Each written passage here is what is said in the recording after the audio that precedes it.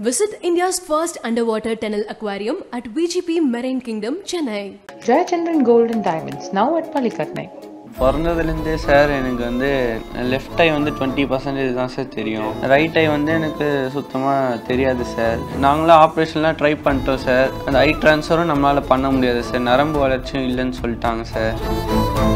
எங்களோட 16 வருஷத்தோட கஷ்டம்தான் நாங்கள் அந்த ரிசல்ட்டில் சந்தோஷத்தை கண்டுபிடிச்சோம் சார். அம்மா பார்த்தோன்னே அம்மா வீடு தான் சார் போய் அழுதேன் சார். ரொம்ப எமோஷனல் ஆகிடுச்சு சார். ரொம்ப படிக்கும் போது திடீர்னு கண்ணிலேருந்துலாம் தண்ணி வரும். அதனால் கொஞ்சம் கஷ்டமாக தான் சார் இருக்கும். அப்போ போர்டு வந்து பார்க்க முடியாது சார். அப்போ எனக்கு எழுதி போடும் போது பார்க்க முடியாது. மற்றவங்க சொல்லி எழுதுகிற மாதிரி இருக்கும். அவங்களாலையும் எழுத முடியலன்னா ரொம்ப ஸ்லோவாக எழுதுவேன். அவன் ஃப்யூச்சர் எப்படி இருக்கும்ன்ற தயக்கம் தான் இருந்தது. இவன் படிக்க படிக்க அது எங்களுக்கே வந்து ஒரு சந்தோஷம். ஓகே, இவன் வந்து படிப்பில் இருந்து அவனோட இதுவே கொஞ்சம் வெளிக்காட்டுவான், ஒரு நல்ல நிலைமைக்கு வருவான்ற தன்னம்பிக்கை எங்களுக்கு வந்துடுச்சு. 12th உங்களுடைய டார்கெட் என்ன? அவுட் ஆஃப் 500க்கு 477. இப்போ 600க்கு எவ்வளோ எடுக்கணும்? 570க்கு மேலே எடுக்கணும் சார். டைம் வந்து நான் ஃபாலோ பண்ணுவேன் சார். எது படிக்கிறோமோ அதை வந்து நம்ம கரெக்டாக படிச்சிடணும். அதை தள்ளி போடவே கூடாது சார். வெறி இருக்கணும், நம்ம ஃபஸ்ட்டு வரணும் அப்படின்னு, மற்றவங்களோட அதிகமாக மார்க் வாங்கணும்.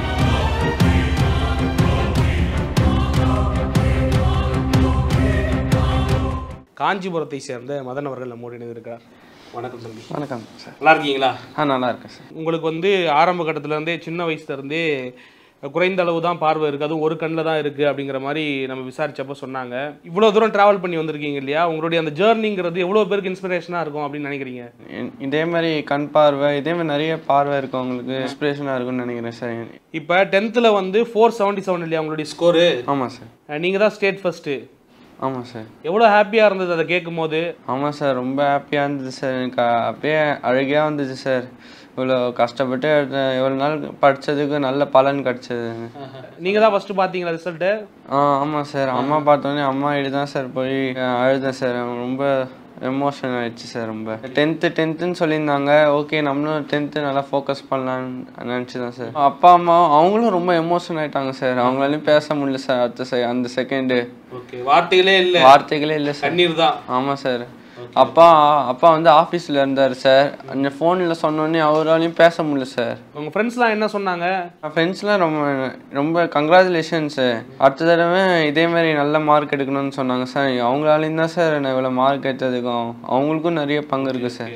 எல்லா இது டிபார்ட்மெண்ட்லேயும் அவங்க தான் சார் இப்போ ஸ்கூலில் ஹெல்ப் பண்ணுவாங்க. 11th நான் படிக்க போகிறோம் அந்த மனநிலைக்கு போயிட்டீங்களா? என்ன படிக்க போகிறோம் அப்படிங்கிறத யோசிக்க ஆரம்பிச்சிட்டிங்களா? அடுத்த 2 நாள்லேயே போய் ஸ்கூலில் அட்மிஷன் பண்ணிட்டோம் சார். உங்களுக்கு என்ன வாங்கணும்னு ஆசை இருக்குது பிற்காலத்தில்? நம்மளுக்கு அது தெரியல சார், என்னென்ன பண்ணால் என்னென்ன ஆகலான்னு. அந்த சின்ன வயசுலேருந்து அந்த டீச்சிங் லைன்லேயே போகணும்னு நினச்சிட்டு இப்போ வேறு ஏதாவது பண்ணலாமான்னு யோசிக்கிறேன் சார். ஒரு ஆசிலேஷன் இருக்குது மைண்ட்குள்ளே. ஆமாம் சார். ஓகே. 12th முடிக்கும் போது ஒரு தீர்க்கமான முடிவு வந்துடுவீங்களா? கண்டிப்பாக சார். ஓகே. இப்போ என்ன குரூப் எடுத்திருக்கீங்க 12th? பயோமேக்ஸ். ஓகே. அதை எடுத்ததுக்கான ஏதாவது குறிப்பிட்ட காரணம் இருக்குதா? டிஎன்பிஎஸ்சி பண்ணலாம் சார், குரூப் எக்ஸாம் எழுதுறதுக்கு சார். அதனால அதை யோசிச்சு இப்போயே பயோமேக்ஸ் எடுத்தோம். அதை எடுத்தால் தான் சார் எல்லா இதுக்கும் இது பண்ண முடியல. இப்போ 12th போகும்போது எல்லாரும் கூடயும் காம்பீட் பண்ணி ஸ்டேட் ஃபர்ஸ்ட் எடுக்கணும் அப்படிங்கிற ஆசை இருக்கா? ஆமாம் சார். எல்லாரை விட எடுத்தால் அது இன்னும் ரொம்ப சந்தோஷமாக இருக்கும் சார். நம்மளை அப்படி சொல்ல மாட்டாங்கல்ல, நம்மளுக்கு இந்த மாதிரி மாற்றுத்திறனாளி இல்லை, மற்றவங்கள நம்மளும் ஒருத்தர். தனிப்பட்ட முறையில் கவனிக்கிறது அதெல்லாம் உங்களுக்கு பிடிக்கலையா? இப்போ ஏன்னா உங்களுக்கு ஸ்பெஷலாக கவனிச்சு பிடிக்கலன்னு சொல்ல முடியாது சார். ஆனால் அதை உடைக்கணும்னு பார்க்குறீங்க, அதெல்லாம் வேணாம். ஆமாம் சார். எல்லாரோட எடுத்தால் ரொம்ப சந்தோஷமாக இருக்கும் சார். மற்றவங்களை கடந்து உங்களை வந்து தனிப்பட்ட முறையில் கவனிச்சுப்பாங்களா வரக்கூடிய ஆசிரியர்கள்லாம்? நானும் அவங்கள ஒருத்தர் தான் சார். என்ன அப்படி மாற்றுத்திறனாலும் யாரும் அந்த மாதிரி சொல்ல மாட்டாங்க சார். எல்லாரும் என்னை என்கரேஜ் தான் சார் பண்ணுவாங்க. ஸ்கூல்லேருந்து சப்போர்ட் பண்ணுவாங்க சார் டீச்சர்ஸ் எல்லாருமே சார். ஃப்ரெண்ட்ஸுங்களும் யாரும் என்ன கிண்டல் கேலி எதுவுமே பண்ண மாட்டாங்க சார். உண்மையிலே உங்களுடைய கான்ஃபிடன்ஸ் வந்து எனக்கு ரொம்ப பிடிச்சிருக்கு.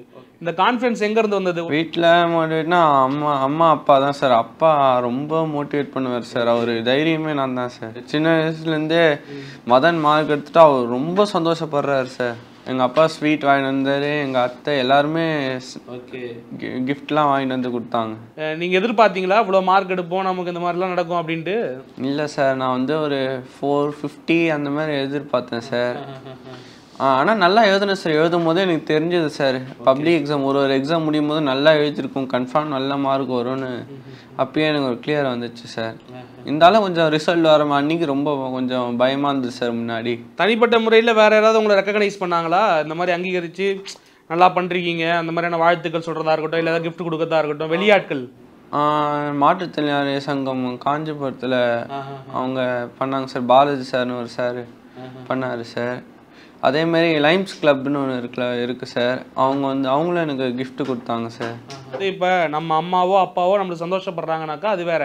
வெளியில் நமக்கு யாருனே தெரியாதவங்க, முகம் தெரியாதவங்க நம்மளுடைய வெற்றியை பார்த்து கொண்டாடுறாங்கன்னும் போது உங்களுக்கு எவ்வளோ சந்தோஷமா இருந்தது? மதன் ஒருத்தன் இருக்கிறான் தமிழ்நாட்டில் அப்படின்னு ஒருத்தன் இருக்கிறான் அப்படின்னு பார்க்கறது எனக்கு ரொம்ப சந்தோஷமா இருக்குது சார். எல்லாருக்கும் தெரியுது இதில் நம்ம இருக்கிறோன்னு. நீங்கள் பெரிய கிளாரிட்டி இல்லைன்றீங்க. எனக்கு என்ன படிக்கணும், நான் டீச்சிங் தான் ஃபர்ஸ்ட் ஒரு ஐடியா இருந்தது, அதுக்கப்புறம் என்னன்ற தாட் இல்லை.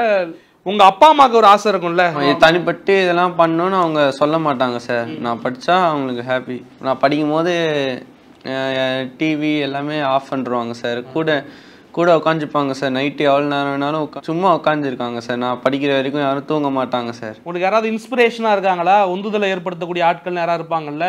சில டீச்சர்ஸ் தான் சார் எனக்கு மோட்டிவேஷனாக இருக்குது. அந்த டீச்சிங் லைன் போகணுன்னு ஸ்டார்டிங்கில் சொன்னாங்கல்ல சார், அதுலேருந்து எனக்கு டீச்சர்ஸ் பார்க்கும் போதெல்லாம் எனக்கும் டீச்சர் லைனுக்கு போகணுன்னு ஒரு சின்ன ஆசை இருந்துச்சு. எப்பயாவது டவுனாக ஃபீல் பண்ணுவீங்களா? ஏதாவது நம்ம செய்ய முடியல, நம்மளால ஏதாவது மற்றவங்க மாதிரி செய்ய முடியல அப்படிங்கிற போது ஏதாவது டவுனாக ஃபீல் பண்ணுவீங்களா? சில விஷயம் இருக்குது சார்.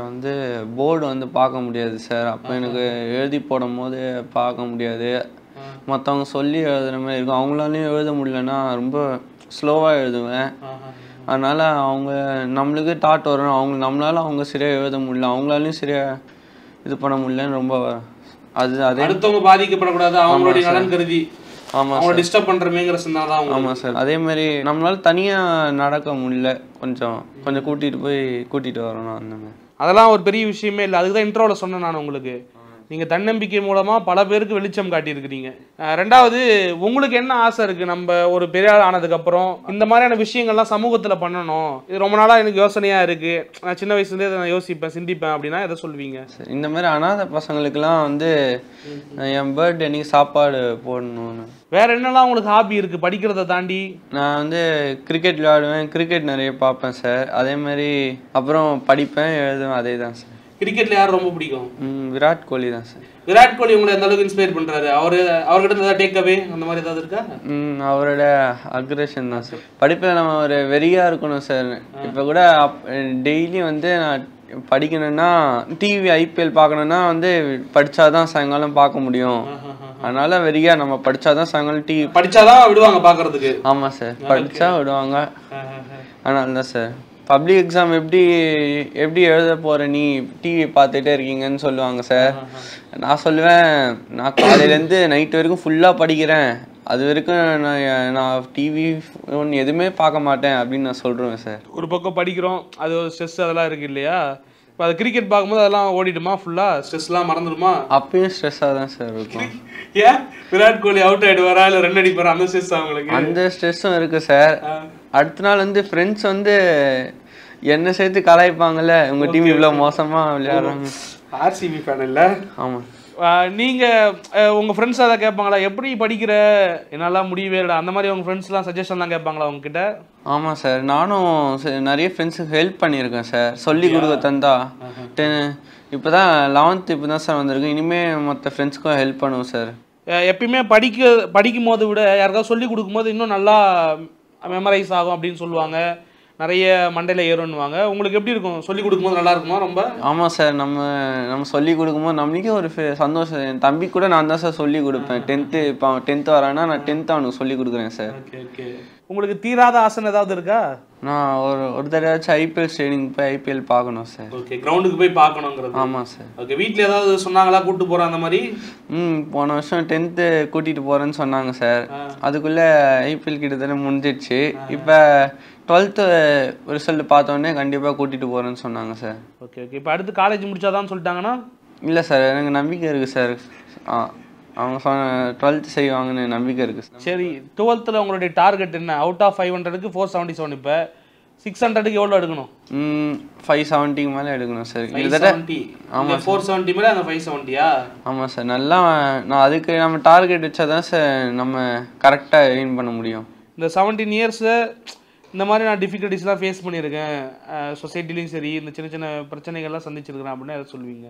பிறந்ததுலேருந்தே சார் எனக்கு வந்து லெஃப்ட் ஐ வந்து 20% தான் சார் தெரியும். அதுதான். ரைட் ஐ வந்து எனக்கு சுத்தமாக தெரியாது சார். நாங்களாம் ஆப்ரேஷன்லாம் ட்ரை பண்ணிட்டோம் சார். நான் அது வேறு எந்த ஆப்ரேஷனும் பண்ண முடியாது சார். அது லேசர் ஆப்ரேஷன் அதெல்லாம் ட்ரை பண்ணோம் சார். அதை வச்சு தான் சார் இப்போ 20% காப்பாற்றி வச்சுருக்காங்க. அந்த ஐ ட்ரான்ஸ்ஃபரும் நம்மளால் பண்ண முடியாது சார், நரம்பு வளர்ச்சியும் இல்லைன்னு சொல்லிட்டாங்க சார். உங்களுக்கு வந்து இவ்வளோ பிரச்சனைகள்லாம் இருக்குது, அதை தாண்டி வந்து ஒரு விஷயத்தை நோக்கி நகர்ந்து போய்கிட்டே இருக்கீங்க இல்லையா, ட்ராவல் பண்ணிட்டே இருக்கீங்க. எப்பயாவது சுணக்கமாக இருக்குமா? என்னடா அது ஓடிக்கிட்டே இருக்கும், டயர்டாக இருக்கும் சார் நம்மளுக்கு. திடீர்னு நம்ம படிக்கும் போது திடீர்னு கண்ணிலேருந்துலாம் தண்ணி வரும், அதனால் கொஞ்சம் கஷ்டமாக தான் சார் இருக்கும். அப்போ படிக்கிறது எப்படி படிக்கிறீங்க? அந்த அந்த 20% விஷயம் தான் படிக்கிறீங்களா? ஆமாம் சார். அதேமாதிரி ஓவராலாக சொன்னாங்கன்னா நான் கேட்டுப்பேன் சார். நாங்கள் படித்து காமிச்சா கூட நான் அப்படியே மெமரி பண்ணிப்பேன் சார். அதுக்கு யார் ஹெல்ப் பண்ணுறா? அம்மா வீட்டில் ஹெல்ப் பண்ணுவாங்க சார். ஸ்கூலில் ஃப்ரெண்ட்ஸ் தான் ரொம்ப ரொம்ப ஹெல்ப் பண்ணாங்க சார். அவங்க நீங்கள் மார்க்லாம் எடுத்ததுக்கப்புறம் ஏதாவது எஜுகேஷன்லேருந்து, அதாவது எஜுகேஷன் டிபார்ட்மெண்ட் இருக்கு இல்லையா, கல்வித்துறையிலேருந்து ஏதாவது சொன்னாங்களா? வாழ்த்துக்கள் சிஇஓலாம் சொன்னாங்க சார் ஃபோனில். ஏதாவது இந்த அரசியல் பொறுப்பில் இருக்காங்க இல்லையா, எம்எல்ஏ எம்பிஸு, அவங்க யாராவது கவனம் எடுத்து ஏதாவது விஷ் பண்ணாங்களா? சப் கலெக்டர் வீட்டுக்கு வந்தாங்க சார். ஓகே. உங்களுக்கு ஏதாவது ஹெல்ப் வேணும்னு அப்படின்னு ஆசைப்படுறீங்களா? ஏதாவது உதவி வேணும் அப்படிங்கிற மாதிரி? நெக்ஸ்ட்டு என்னோடய ஸ்டடீஸ்க்கு வந்து அரசாங்கம் உதவி செஞ்சால் நான் ரொம்ப சந்தோஷப்படுவேன் சார். இப்போ உங்களை மாதிரியே நிறைய பசங்க வந்து 10th 12th படிச்சுக்கிட்டு இருக்காங்க, அடுத்தடுத்து படிக்க போகிறாங்க இல்லையா, அவங்களுக்குலாம் ஏதாவது சொல்லித்தரணும். இந்த ஒரு 3 விஷயத்த ஃபாலோ பண்ணால் நிச்சயமாக நீங்கள் சக்ஸஸ் ஆகலாம், அது சொன்னீங்கன்னா அவங்க பிடிச்சிப்பாங்க கெட்டியா சார். முதல் விஷயம் டைம் வந்து நான் ஃபாலோ பண்ணுவேன் சார். ரெண்டாவது விஷயம் வந்து நம்ம எது படிக்கிறோமோ அதை வந்து நம்ம கரெக்டாக படிச்சிடணும், அதை தள்ளி போடவே கூடாது சார். அதேமாதிரி மூணாவது விஷயம் வந்து நான் வந்து கொஞ்சம் அடமெண்ட்டாக இருப்பேன் சார். எல்லா விஷயமும் வெறி இருக்கணும், நம்ம ஃபஸ்ட்டு வரணும் அப்படின்னு, மற்றவங்களோட அதிகமாக மார்க் வாங்கணும்னு. ரொம்ப வித்தியாசமான பதிலாக இருக்குது. அடமன்சி தான் என்னுடைய சக்ஸஸுக்கு காரணம் அப்படின்னு நீங்கள் அதனுடைய பிடிவாதத்தின் மூலமாக தான் வெற்றியை வந்து ருசிச்சிருக்காரு. இது எல்லோருமே பின்பற்றக்கூடிய ஒரு விஷயமா நான் பார்க்குறேன். இப்படியான ஒரு சூழலில் இருந்து தன்னால் சாதிக்க முடியும் அப்படிங்கிறத காட்டியிருக்காரு. இவர் சில உதவிகளை வந்து எதிர்பார்க்குறாரு. நிச்சயமாக அதை பார்க்கக்கூடிய அஃபிஷியல்ஸ் யாராக இருந்தீங்கன்னாக்கா இவருக்கு என்ன செய்ய முடியும், அடுத்தடுத்து உயர் படிப்புகளுக்கு ஏதாவது உதவிகளை மேற்கொள்ள முடியும்னாக்கா நிச்சயமாக செய்யுங்க. எங்களுக்கு ரொம்ப மகிழ்ச்சியாக இருந்தது அவருடைய சாதனைலாம் கேட்கும்போது. உங்களுக்கு எப்படி இருந்தது? ரொம்ப சந்தோஷமாக இருந்தது சார். அந்தளவுக்கு அவனும் ஹார்ட் ஒர்க் பண்ணதுக்கான ரிசல்ட்டு தான் சார் அது. ரொம்ப சந்தோஷமாக இருக்குது. அந்த மார்க்கு ஸ்கூல் ஃபஸ்ட்டு அப்படின்னு சொல்லும் போது ஒரு பேரண்ட்டாக உங்களுக்கும் சரி உங்களுடைய கணவருக்கும் சரி எந்த அளவுக்கு மகிழ்ச்சியாக இருந்தது? அவர் எப்படி வெளிப்படுத்தினார்? இவ்வளோ நாள் நாங்கள் எங்களோட கஷ்டத்தை அன்னைக்கு தான் சந்தோஷத்தோடு அனுபவித்தோம் சார். இவர் இப்படி ஒரு ஸ்பெஷல் சைல்டு அப்படிங்கிறது உங்களுக்கு ஆரம்பத்துலேருந்து தெரியும். ஒரு படிப்பு கவனம் செலுத்துறாரு அப்படிங்கிறது எப்போ தெரிய ஆரம்பிச்சது? நீங்கள் எவ்வளோ கான்சன்ட்ரேட் பண்ணீங்க அவருக்கு எஜுகேஷனுங்கிறது ரொம்ப முக்கியம் அப்படிங்கிறது? இல்லை, அவன் சின்ன வயசுலேருந்தே படிக்கிறதுல கொஸ்டின்ஸ் அதிகமாகவே கேட்பான். எனக்கே ஆன்சர் பண்ண முடியாத அளவுக்கு அதிகமாகவே கொஸ்டின்ஸ் கேட்டுட்டு தான் இருந்தான். ஏதோ எனக்கு தெரிஞ்சதை சொல்லி கொடுத்து அவன் எந்த அளவு மார்க் எடுத்திருக்கானாவே அது பெரிய விஷயம். எவ்வளோ தயக்கம் இருந்தது குழந்தையா கையில் எடுக்கும் பொழுது? ஒரு பயம் இருந்ததா, நம்ம என்ன பண்ண போகிறோம்? பயம்ன்றதை விட அவன் ஃப்யூச்சர் எப்படி இருக்கும்ன்ற தயக்கம் தான் இருந்தது. இவன் படிக்க அது எங்களுக்கே வந்து ஒரு சந்தோஷம். ஓகே, இவன் வந்து படிப்பில் இருந்து அவனோட இதுவே கொஞ்சம் வெளிக்காட்டுவான், ஒரு நல்ல நிலைமைக்கு வருவான்ற தன்னம்பிக்கை எங்களுக்கு வந்துடுச்சு. ஓகே, இவ்வளோ தூரம் ட்ராவல் பண்ணி வந்துட்டாரு. இருந்தாலும் நம்மளை சுற்றி இருக்கக்கூடிய உறவுக்காரங்களாம் இருப்பாங்க இல்லையா, ஒரு அவநம்பிக்கையோட பேசுறதா இருக்கட்டும், அணுகிறதா இருக்கட்டும், இது இயல்பாக நடக்கிறது தான். அதெல்லாம் எப்படி ஃபேஸ் பண்ணுவீங்க? ஏதாவது வர கமெண்ட்ஸ் நம்மளை சுற்றி பேசுறது அதெல்லாம் இருந்துச்சு சார். அதையும் கடந்து தான் வந்திருக்கோம். பின்னாடி தான் பேசுனாங்க, நேருக்கு நேர் யாரும் பேசலை. அந்த மாதிரியான வார்த்தை கேட்கும்போது கஷ்டமாக தான் சார் இருந்துச்சு. அதுதான் சொன்னேன்னே, எங்களோட 16 வருஷத்தோட கஷ்டம்தான் நாங்கள் அந்த ரிசல்ட்டில் சந்தோஷத்தை கண்டுபிடிச்சோம் சார். ஆக்சுவலாக ஒரு உண்மையிலே ஸ்பெஷல் சைல்டு தான். ஆமாம் சார். உங்கள் வாழ்க்கையில் அந்த ஜேர்னியை, அந்த பேச்சை தான் மாற்றி இன்னைக்கு இவ்வளோ தூரம் ட்ராவலில் எல்லாமே மாற்றி காமிச்சிருக்காரு. எங்களோட சிரிப்பே இப்போ தான் சார் வந்திருக்கு, கிட்டத்தட்ட 16 வருஷம் கழிச்சு. உண்மையான சிரிப்புன்றது இப்போ தான் சார் அனுபவிக்கிறோம். உண்மையிலே இவர் வந்து ஒரு இன்ஸ்பிரேஷனாக இருக்காருன்னு நினைக்கிறேன். மற்றவங்களுக்கு வந்து உந்துதலை ஏற்படுத்துவார்னு நம்புகிறோம். Thanks. Visit India's first underwater tunnel aquarium at VGP Marine Kingdom, Chennai. Jayachandran Gold and Diamonds, now at Palikatnai.